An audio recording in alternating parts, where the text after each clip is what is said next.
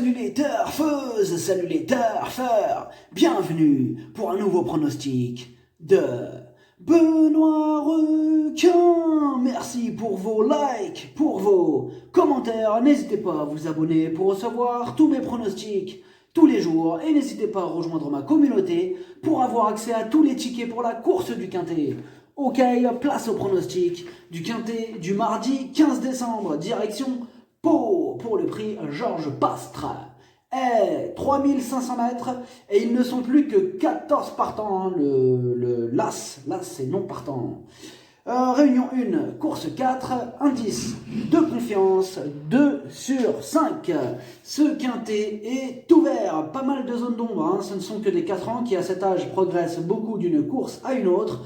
On va voir ça ensemble. Je compte sur vous pour soutenir la douce chaîne Mary Nova. Je vous ai mis son logo petit oiseau à la fin de la vidéo. Et cette vidéo, je la tourne avant l'arrivée du quintet de ce lundi. Je reviendrai dessus demain.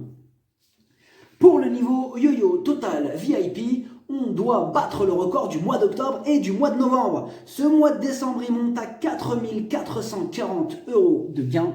Le niveau qui donne accès à tous mes tickets pour la course du quintet, c'est le niveau yo-yo total VIP par le bouton rejoindre. N'hésitez pas à rejoindre ma communauté et vous récupérez tous mes tickets dans l'onglet communauté. Ok, c'est parti, on commence le pronostic et on commence avec le numéro 1 qui est non partant. On passe directement au numéro 2, Gaius. Il reste sur un échec au niveau supérieur. Il redescend donc de catégorie tout en devant porter le plus gros poids de la course, mais il semble garder encore son mot à dire. Le numéro 3, Kerfani. Il vient d'éjecter son jockey, mais auparavant, attention, il avait montré d'évidents moyens. Il y a de la revanche dans l'air et on écoute Gabriel Linders pour le 3. Kerfani est hélas tombé pour ses débuts dans les handicaps. Il ne semble guère marqué par cette bévue. Je lui renouvelle ma confiance et espère un rachat de sa part. C'est un dingue du terrain lourd. Il devrait trouver des conditions à son entière convenance ce mardi. Le numéro 4, Zeppeli. Il vient d'effectuer une superbe rentrée. Des progrès sont attendus sur cette sortie. Il adore cet hippodrome. Il s'annonce redoutable. On écoute Didier Guillemin. Zeppeli a très bien couru le jour de sa rentrée. Il avait vraiment besoin de ça. Je pense qu'il va beaucoup monter en condition là-dessus. De plus, il a été baissé d'1 kilo sur cette sortie. Il avait montré de la qualité lors du précédent meeting d'hiver. Il paraît bien, tous les feux sont au vert. Le numéro 5, Havel de Kerbar. Son entraîneuse nous refroidit un peu. Je vais vous la lire après. Vous allez voir pourquoi je dis ça. Bon, il a déjà fait ses preuves dans des lots qui tenaient la route. Il est abaissé d'1 kilo par les handicapeurs. Il peut en faire souffrir plus d'un sur sa route. On écoute son entraîneuse. Moi, je trouve qu'elle nous refroidit un petit peu. On va l'écouter. Mademoiselle Anne-Sophie Paco. Havel de Kerbar avait été ralenti après sa dernière course. Je pense qu'il peut manquer un petit peu de condition ce mardi. Le fait qu'il découvre Pau ne sera pas un problème à mon sens.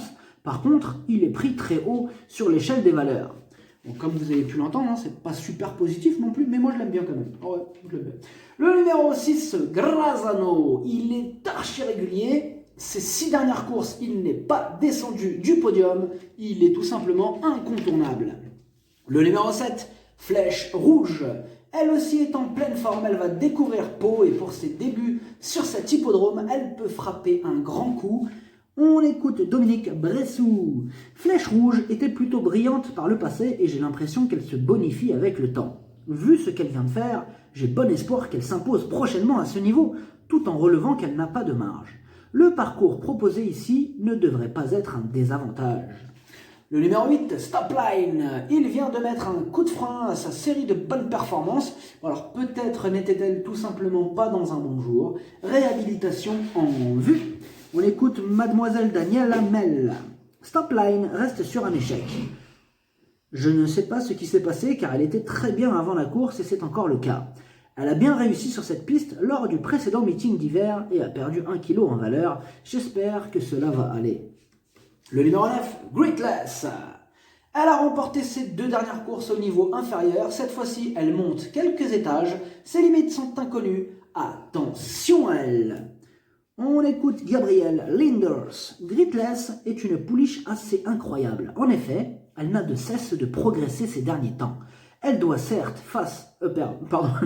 Elle doit certes faire ses preuves en pareille compagnie, mais sera intéressante à voir à l'œuvre. Je pense avoir 2 belles cartouches dans ce quintet.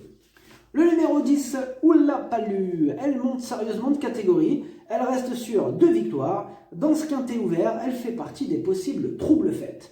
Ah, comme je vous ai dit, ce quintet il est plutôt ouvert quand même. Il y a plusieurs possibilités, il faut faire attention. Le numéro 11, Beaufix, du pour et du contre. Alors d'un côté, il reste sur 2 belles sorties, mais de l'autre, il ne totalise au total, donc du coup, ça ne voulait rien dire, il totalise au total, on est d'accord. Il ne totalise que 4 sorties à son actif, ce qui peut lui porter préjudice à ce niveau, quitte ou double.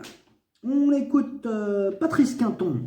Beaufix vient de République tchèque. Ses 2 sorties sur notre sol sont bonnes. Il a bien gagné au Touquet. Dernièrement à Strasbourg, il était trop frais. Il a la maniabilité pour s'adapter aux grands handicaps, lui qui découvre cette catégorie. Il me semble bien placé au poids.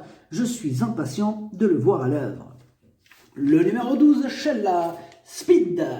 Elle reste sur 2 échecs consécutifs. Elle retente sa chance. Question de feeling. On écoute Arnaud Chaillet-Chaillet. Sheila Speed est une petite jument. C'était dur pour elle en dernier lieu. Je pense qu'elle sera beaucoup mieux sur ce parcours de Pau. Elle a déjà gagné en terrain gras, mais rien à voir avec une piste profonde à Hauteuil. Elle a montré de la qualité en province. Cela vaut le coup d'essayer à ce niveau. Le numéro 13, Tsar Royal. Il a déjà fait ses preuves sur cet hippodrome. 3 sur 4 à Pau. À l'issue d'un parcours sans encombre, il a les moyens de confirmer. Encore une possibilité. On écoute Mademoiselle Isabelle Gallorini. Tsar Royal reste sur une bonne sortie. Il a progressé sur cette tentative. Je le trouve correctement situé au poids et il devrait cette fois trouver un terrain à sa convenance. S'il peut bénéficier d'un parcours fluide, car il peut encore être délicat, il devrait terminer dans les 7 premiers. Le numéro 14, Miltop.